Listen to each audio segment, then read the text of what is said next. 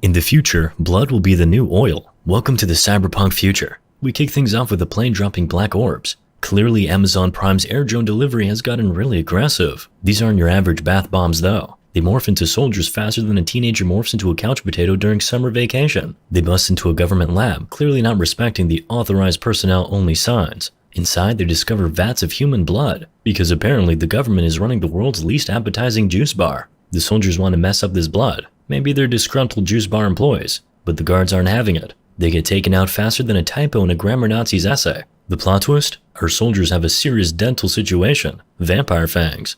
Plot twist here? They're hemophages. Mutants with a lethal sickness. I mean, talk about a bad day. You become a vampire and you're infected with a deadly sickness.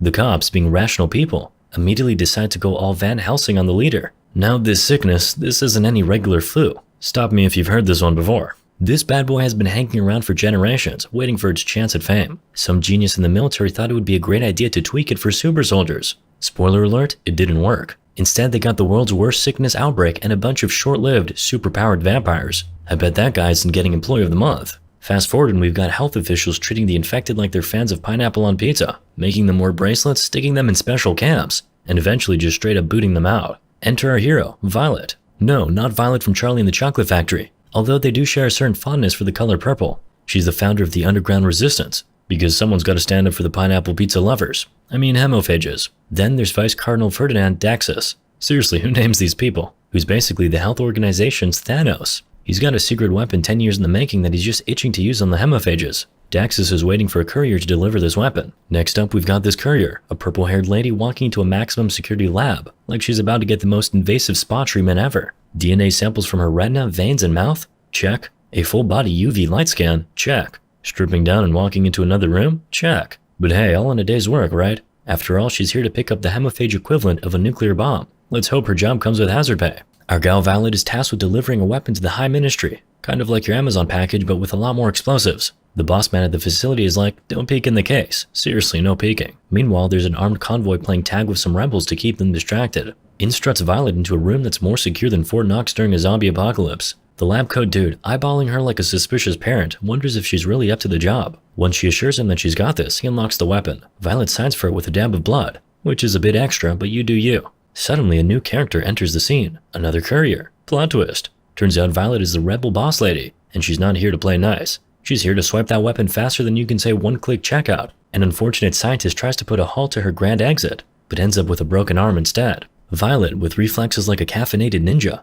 dodges bullets and takes out guards like they're pins in a bowling alley. Suddenly, she pulls out a syringe. Not for a quick Botox touch-up, but a life-saving drug. The facility's alarm goes off like a discount smoke detector, while a second team of guards prepares to greet Violet with anything but welcome arms. Violet, ever the innovator, cranks up a gravity-manipulating gadget and takes to the ceiling like Spider-Woman, raining some serious justice. She makes it to the roof, leaving a trail of guards wondering what just hit them. As she leaps from the roof, she's surrounded by dudes dressed in black, and she whips out 2 katanas faster than you can say, sushi chef. With her enemies defeated, she rides off on her motorcycle, chased by some guards who clearly haven't learned their lesson yet. Her boss Nerve is on the phone urging her to just blow up the weapon, but Violet, stubborn as a mule with a grudge, kicks her gravity gadget into overdrive, and suddenly she's riding up skyscrapers like some kind of motorized Spider-Woman. Now she's being chased by helicopters. She hops from roof to roof, shaking off the choppers like a dog shaking off water after a bath. Eventually, she ditches the bike and continues on foot. She gets a holographic call from Nerva, who's worried she's risking too much. Violet, however, assures him that she's lost the authorities, probably still looking up at the skyscrapers.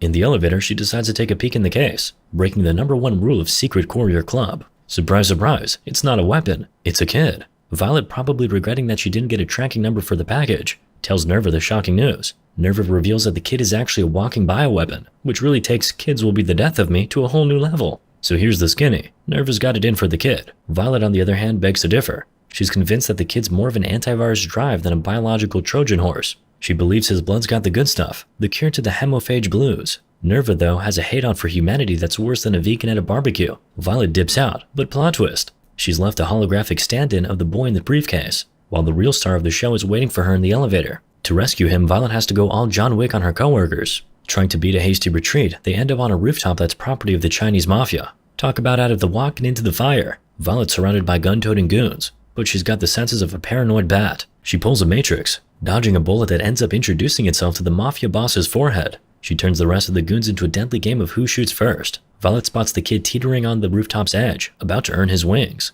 With a few soft words, she talks him down from the ledge and another crisis is averted. Just when they thought they could catch a break, more bad guys show up. Violet and the kid take cover in a car, dodging bullets like tax season. Enter Ferdinand Daxus, the big bad wolf, who orders all hemiphages in the building to be wiped out. He also wants the boy back, claiming the kid's his son and lab rat. But Violet isn't buying what he's selling and they make their escape. They end up on a subway train where they can take a breather. Violet tells the boy, "Don't get any ideas, kid. You're not my sidekick, just my ticket to the antidote." Emerging from the subway, they try to blend into the crowd. Violet phones a friend for help, but he bails. Meanwhile, the curious boy's wandering around, trying to high-five strangers. Violet tries to explain that it's dangerous, but she's not sure the message is getting through, so she tries a different approach, asking his name. He holds up 6 fingers. "So you're 6 then," she says. But their moment is cut short by soldiers storming the building. Violet tries to draw 6's blood, thinking his antigen-rich juice could be the key to a cure. 6, however, pulls a diva move and pushes her away, threatening to scream. Violet, caught off guard, takes him to a safer place. She breaks down the situation for him. There's a full-on war between humans and hemiphages.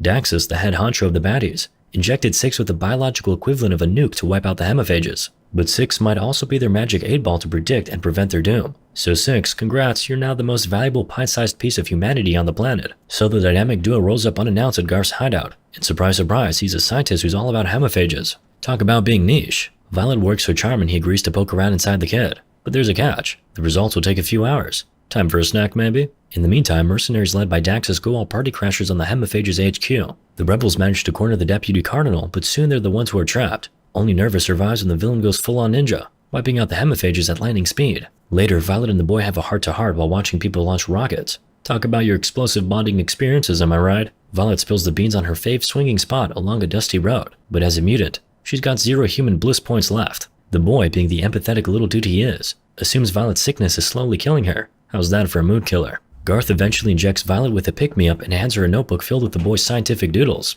Plot twist, there are no antigens in the kid's body, and the medicine Daxus gave him is radioactive. Yep, the poor boy's basically a ticking time bomb with only about 8 hours left. Yikes. Violet takes the boy to a crowded store, realizing he can't help her goals. She pulls a fast one by giving him a beacon, so the guards track him down while she makes a sneaky exit. But then she's hit by a major guilt trip and decides to go back for him. In the market, shots are fired, and Violet finds out that the boy had put the beacon on another kid who got caught in the crossfire. Cue Violet's "I've made a huge mistake" face. Reuniting with the boy on a stairwell, they're interrupted by rebel leader Nerva, who kidnaps the kid. Violet gives chase but has to kick some hemiphage butt on the way. Finally, Violet reaches the tower where Nerva and the remaining hemiphages are having a cliffhanger party with the boy as the guest of honor. Nerva spills the beans. The antigens are actually harmful to humans, not hemiphages. Violet's confused about why humans would want to destroy their own kind, but Nerva's just rolling in dough from his deal with Daxus to exterminate humanity. Violet's priorities have shifted, and now she's all about saving the boy.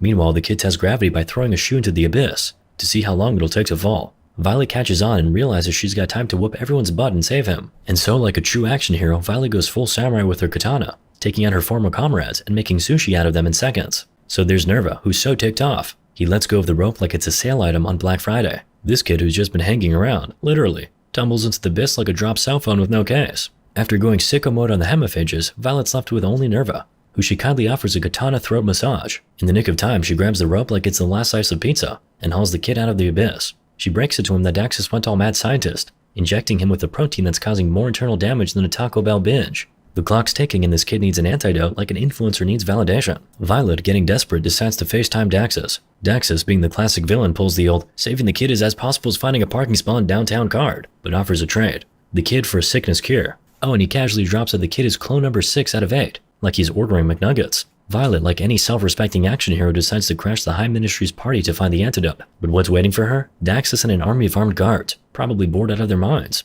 Daxus tries to gaslight her that the antidote's as real as a unicorn, but Violet knows better. This guy wouldn't let out a sickness without a safety net. Admitting to the antidote's existence, Daxus unveils his plan to spread the sickness like a bad meme, selling the antidote to the highest bidder. Talk about a great business model.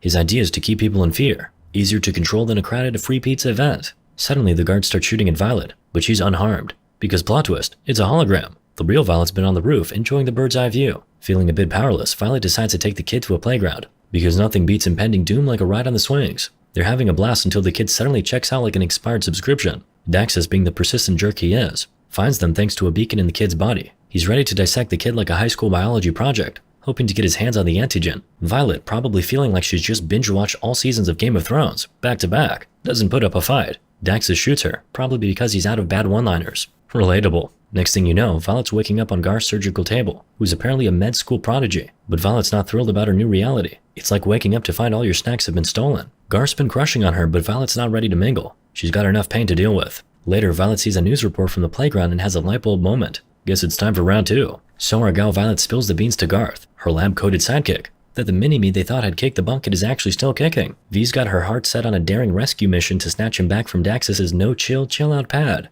Garth's gobsmacked, wondering how this pint-sized prodigy survived, and tries to talk her out of this ridiculous plan. Garth lets Violet in on the juicy secret. Those doodles the kid's been scribbling, they're actually the recipe for the cue to hemophagia. Plot twist, right? Daxus probably cooked it up eons ago, and the kiddo just happened to remember the formula. That's like remembering the lyrics to Bohemian Rhapsody after hearing it just once. Violet, being the softie she is, gives Garth's cheek a comforting pat, promising she won't ditch him like a bad blind date. Then she swaggers into Villain Central, ready for a round of fisticuffs with Daxus's goon squad. Once she's played whack-a-mole with them, she goes all emo and cuts her palms, turning her fresh from the laundry white robes into a scene straight out of a Tarantino flick. The building's alarm system goes haywire, and hundreds of guards barrel out to confront her. But Violet? She's like an over-caffeinated ninja, disposing of them with the grace of a ballet dancer and the brutality of a UFC champion. She finds her way to the Popsicle-ified Junior, and the final showdown is on. V tries to give Daxus the world's most intense facial with her infected blood, and he, in a shocking display of hygiene, wipes it off. In the dark, Daxus drops a truth bomb, revealing he was the mad scientist who whipped up the virus, turning folks into super soldiers.